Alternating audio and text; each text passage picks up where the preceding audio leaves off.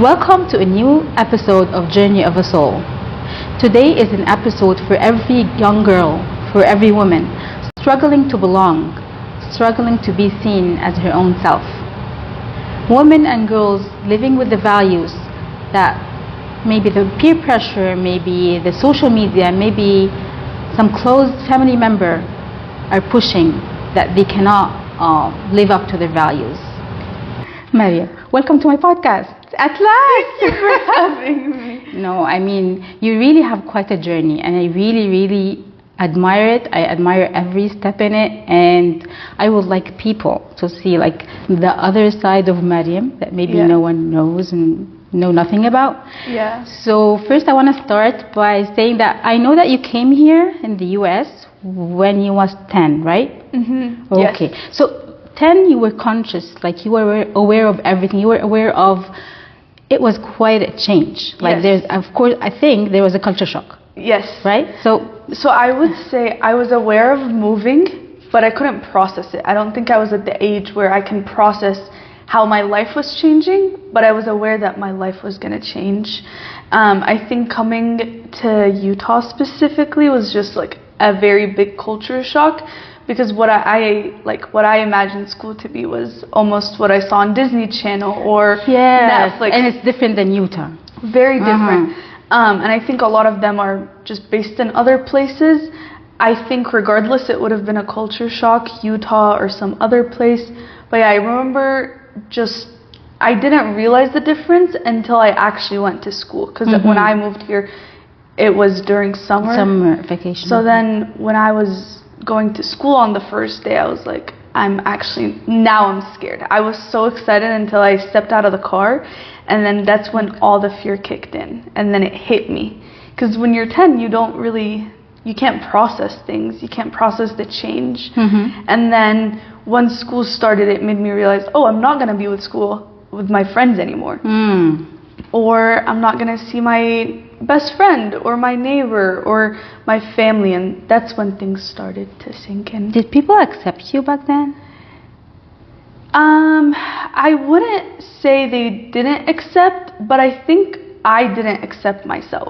Okay. So I think that was a major thing. I think that I was like, well, I could recognize that I'm different, so I didn't accept myself because, again, there was no one that looked like me at school. I'm pretty sure I was the only Arab at my school at that time, and I remember it being really challenging because when you're not around someone who looks like you or someone that embraces like who you are, it becomes really challenging to embrace yourself, especially at such a young age, because all you know is home and school. So I remember that being really tough. So how was not embracing yourself affecting you at this time? So I remember when my mom would call me, I would never respond in Arabic. Okay. So it was things like that, and that's when actually my Arabic started becoming really weak. And I realized, I'm actually developing an English accent when I'm speaking in Arabic.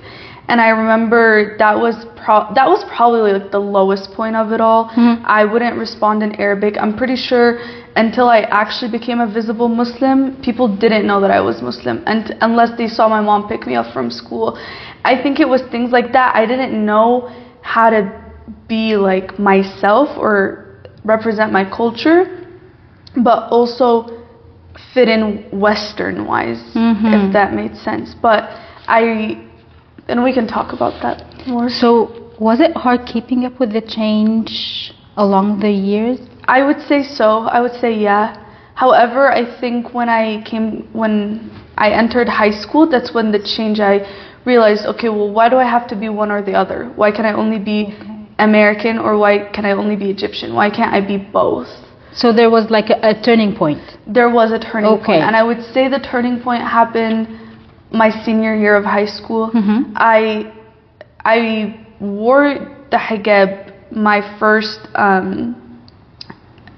time wearing it was like sophomore year, but now looking back at it, I actually called myself veiled and not a hijabi back then. I think because no one understood what hijab. Just because I didn't believe it was like, I thought it was a step towards wearing the hijab, but it wasn't. Okay, it wasn't like it wasn't the full-on thing. And I remember it was also And again, it was very hard to embrace my own side of things because it was always outside pressure. So it was, you're not wearing it right, or why are you even wearing it? You're too young to wear it. So then, and when you're at that age, when you're like 15, 16, and you have all of that external pressure from adults, you're like, okay, well, what am I supposed to do? Thankfully, I think my parents always said, you took a step in the right direction.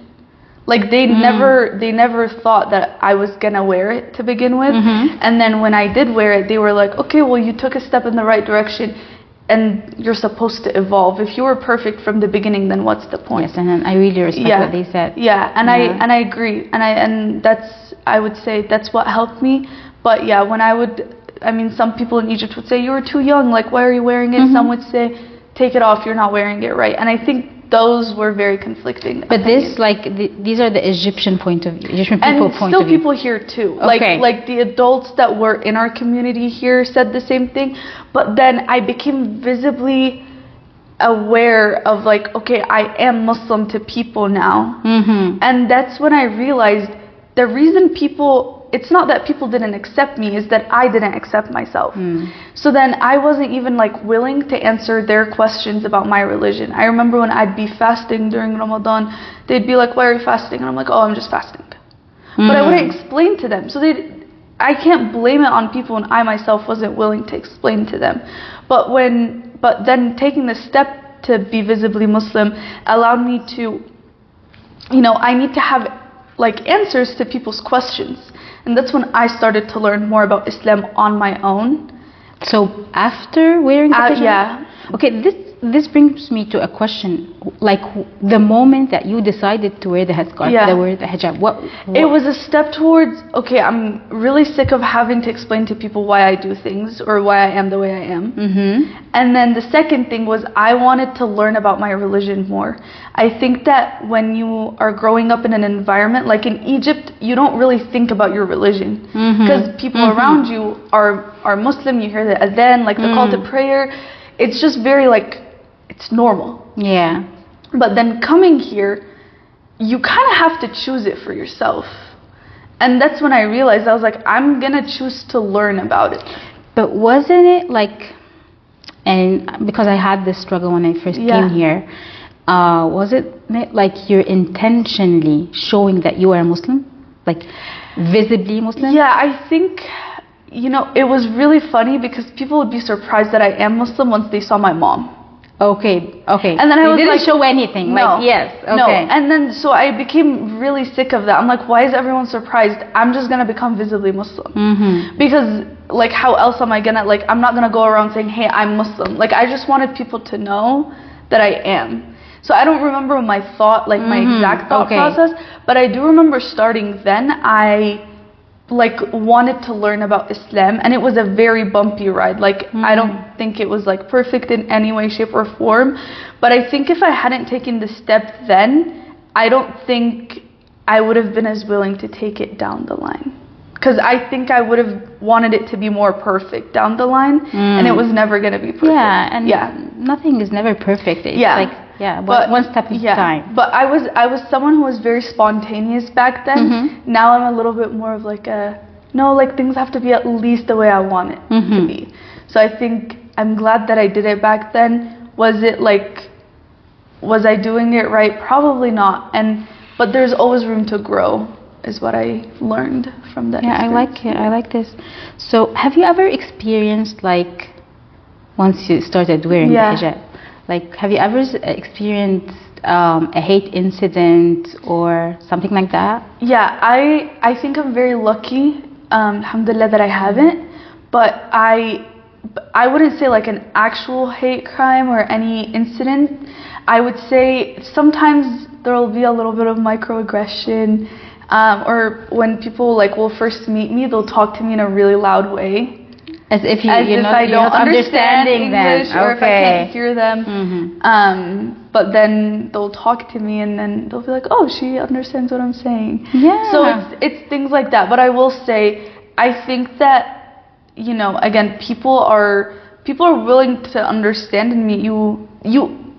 What I've learned is you have to meet people where they are.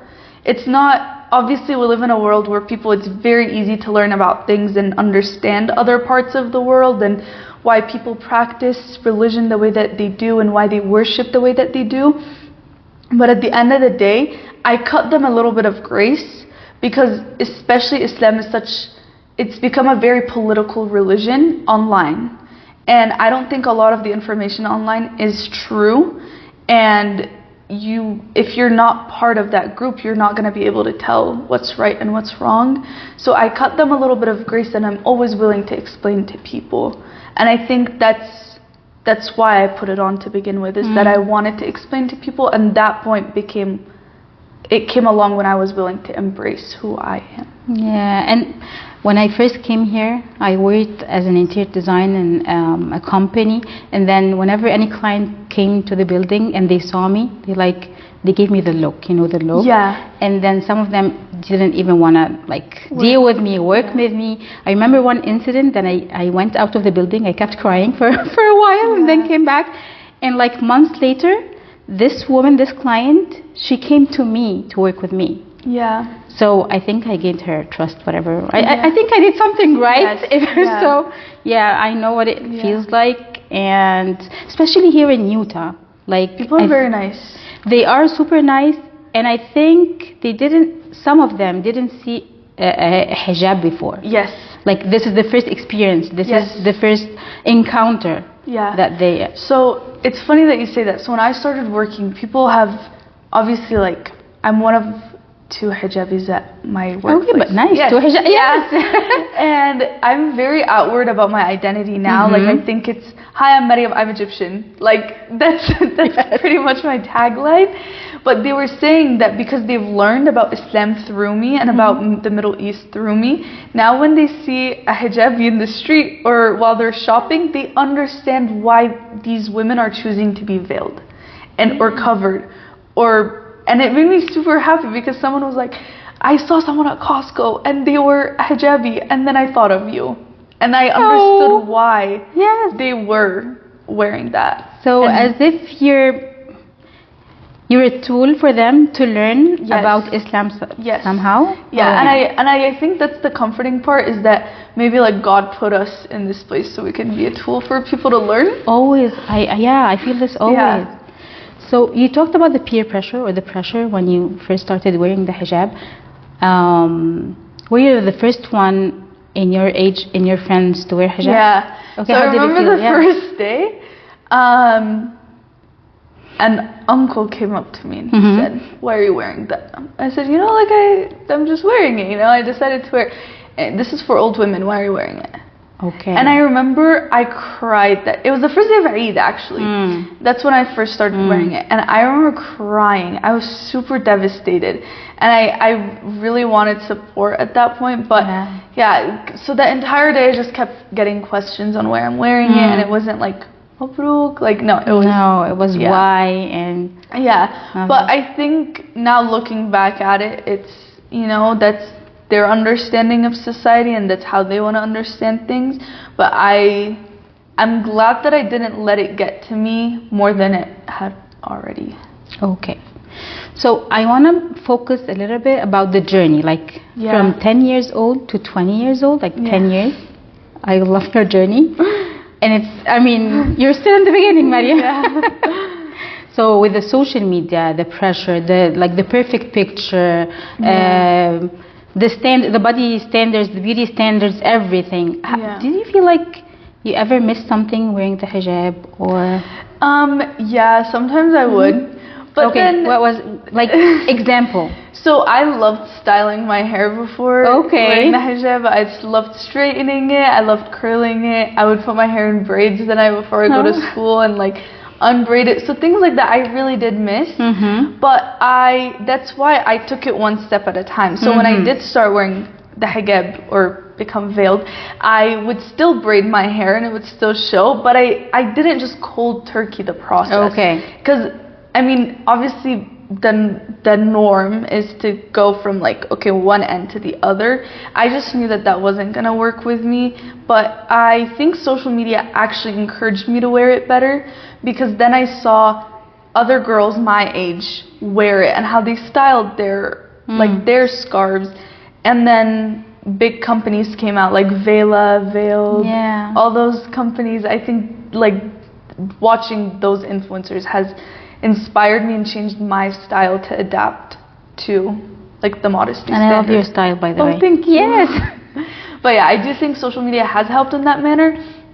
But definitely at the beginning, I felt like I was missing out on something. Or shopping. Like, shopping was really hard at the beginning. There weren't as many places creating modest items. Yes. Especially, like, in stores, you'd have to shop online. But I would always take every opportunity. Like, my aunt would always send me scarves. From Egypt. Yeah, and then under caps. So she was really supportive at the beginning, and she like got me pretty much every color I would have ever wanted. So yeah, and my cousins too. So yeah, I like that. Yeah. So what is one thing that makes you more confident, and you know, when you question yourself or look in the mirror and see like how beautiful you are, and I'm covering all this for God. What is the one thing that keeps you keep this going? Or you know, I think once I understood the concept of why we cover up, I think that's when I didn't really question it anymore. Obviously you'll struggle day to day, but basically the reason that women are told to be modest in Islam is that because we're supposed to be taken for our brain and our actions rather than our external beauty. People should look at our internal beauty more. And so I realized it's actually helped me improve my character because that's what people are seeing. Oh, I love that. Rather than my external beauty. So I think just like understanding Islam in that regard rather than rules, but what is the logic behind that rule, has helped comfort me in a lot of the things that we do. It's kind of like, okay, why do we pray 5 times a day? It's very random. Or then you realize, okay, well, because then you can talk to, like, there's someone who's always wanting to talk, to listen to what you have to say. Connection. So, so it's about things like that. I think that's what keeps me going. Oh, I love that. So you said at first when you came here, you didn't want anyone to know that you're Muslim, that you had some kind of struggle like accepting who you are, because any kid, like you were a kid, like any kid in the age of 10 would like to belong and fit in the community. So what changed? Like, what was the turning points of seeing yourself? I think the switch inside was the fact that it realized, okay, well, if people are not gonna embrace who I am, then that's okay. They don't have to be in my life, or I don't need to know them. That's their choice, but it's gonna be my choice to embrace myself. Because I didn't want it to be an internal battle for the rest of my life. As if you're refusing the internal battle, as if you don't want the struggle. And I realized, okay, well, like deep down, it actually is. Like, I loved going to Egypt. I loved our food. I loved our music. I loved our culture. And I was like, okay, so what is the missing piece? The missing piece was that I was scared that people won't like who I am. But then down the line, I think now I've come to the conclusion that people might not like who you are because they don't know much about you. All they know is things that they hear on the news. But then once they learn from you, and I love to take pictures when I'm on vacation in Egypt so that I can bring it back and show it to people here, and show them a completely different side of like what they see on the news. So I think it's things like that that I've been willing to embrace in order for people to, and you know, some people still won't like you, and again, at the end of the day, that's their choice. And it's not bothering you anymore. I'm at peace now. I like that. So how do you navigate between, you said Egypt and going to Egypt, and you love the culture and music and food. So, like, you know, the best of the two worlds and the worst of the two worlds. What is the best and the worst of the two worlds? I think the best of both worlds is that I have 2 homes. I hop on a flight to go home, and then when I'm there I hop on a flight to come back home. So it's things like that. I think the worst of both worlds is the stereotypes that both have about each other. I think we always talk about the stereotypes that, you know, people in the West have about the people in the East, but also in Egypt there are a lot of stereotypes about people in the West. I think one of them was you know, people when they move, they lose their heritage, they move their culture, or they lose their identity. I think, and then I think what I've been able to learn is that I can become my own third identity from both. So I can have my third best and worst world too, and I like that, the third identity. Yeah, and I think I like to, you know, there I try to embrace my Egyptian side and my American side. I'm not, like, obviously my Arabic, they can tell I don't live there, and I'll embrace that. I'm like, okay, and like some people don't know how to speak Arabic in Egypt either. I love your Arabic, by the way. Thank you. But music is a good way to stay connected, and shows, I love to watch shows. And you watch Midterm with me? Yeah, and movies. I love movies. You like I love like Ahmed Helmi movies. Oh. My favorite movie is Assal Eswed because it represents exactly how I feel. So it's a tradition to watch it right before I go to Egypt. So every year, every clockwork. So this will bring me to another thing, which is how to, like, from your opinion, from your journey, how do people stick to the values? How, especially girls. How do I stick to my values without compromising, without feeling that I have to do something else to fit in or belong? Yeah. Like not necessarily like hijab or religion, but like values overall. Yeah. I think that I am a firm believer if you're not tested, then you don't know how strong you believe in something. So I think that your values being tested is not a bad thing. I think it's a good thing. I think when you are being tested, when you are in the process, it's good to just sit down, like in silence, and reflect, like by yourself. Okay, they are tested. Why do I believe in what I believe? Like reel yourself back in, and kind of just go through the thought process. Why do I have these values? Are these other people's values, or are they my values? I think it's so much easier to follow other people's values because you don't want them to be mad at you once you make a mistake. But your values, you're like, I'm only disappointing myself. So I think questioning why you believe in something or why that's your value system is really important. And also knowing if you make a mistake, okay, who cares? It's okay, yeah. It's totally fine to make mistakes. Doesn't define you, and it actually makes you stronger, and then you can reflect about it down the line and learn from it. I like that. So, an advice you give to your 10-year-old that you wish you would know, like back then when you first came? Don't be scared to show who you truly are. I think also I would tell her to embrace every part of herself more, and don't let people's words get to her. I think I doubted myself a lot because of people. I love that.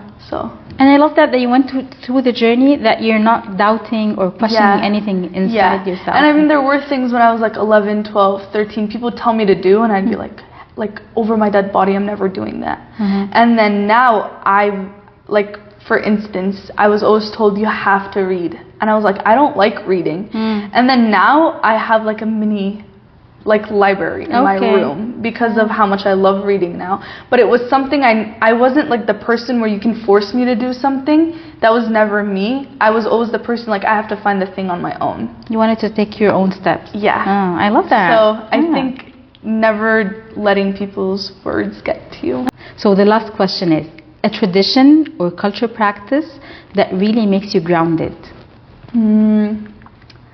Making كحك العيد. Oh, didn't see this coming. I love making كحك العيد, or anytime we're making Basbousa or Kunafa. I just love it so much. And then one that I do on my own is that I love making Atayef before Ramadan. So there's a day that I dedicate. You make Atayef? I make from scratch? From scratch. I make them on my own. The dough and everything. Okay. Yeah, and I'll make the entire batch for the entire month, and I put them in the freezer. I have to try this Ramadan. Yes. Okay. Next time. This year. Yes. Yeah. But no, I'll put my headphones on and then listen to a podcast or something, and then Shout out Omar Sulaiman. But yeah, I'll listen to his like pre-Ramadan series while I'm making the Atayef, and then that's like my favorite thing to do. I love that. Yeah. One last advice you want to give to girls, especially that I know that girls are struggling, like to fit in, to be themselves, to wear modestly, to wear hijab. What is one advice that you give them